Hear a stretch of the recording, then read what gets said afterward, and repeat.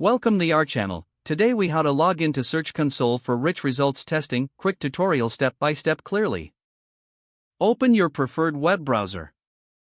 In the address bar, type Google Search Console and hit enter. Click on the first result that appears, which should be the official Search Console website. Once the page loads, look for the Start Now button located in the top right corner. Click on the Start Now button. You will be prompted to sign in with your Google account.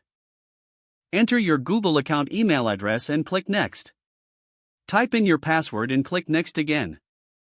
If you have two-step verification enabled, complete the verification process. After signing in, you will see the Search Console dashboard. If you have not added your site yet, click on the Add Property button.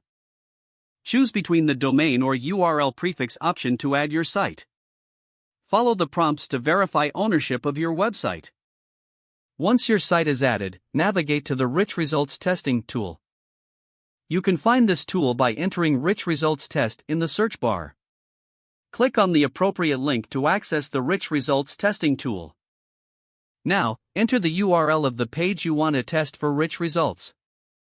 Click the Test URL button to begin the analysis. Review the results presented, which will indicate whether your page is eligible for rich results. If there are issues, the tool will provide suggestions for fixing them.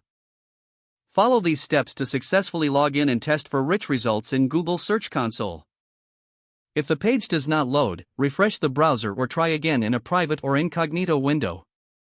Make sure you are using the correct email address, then retype it carefully to avoid small typos. If your password is not accepted, use the reset option and create a new strong password you can remember. Check your spam folder for verification or security emails, then complete any requested confirmation steps.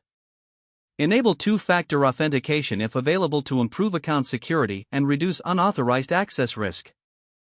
After signing in, review your profile details so your contact information and settings are accurate and current.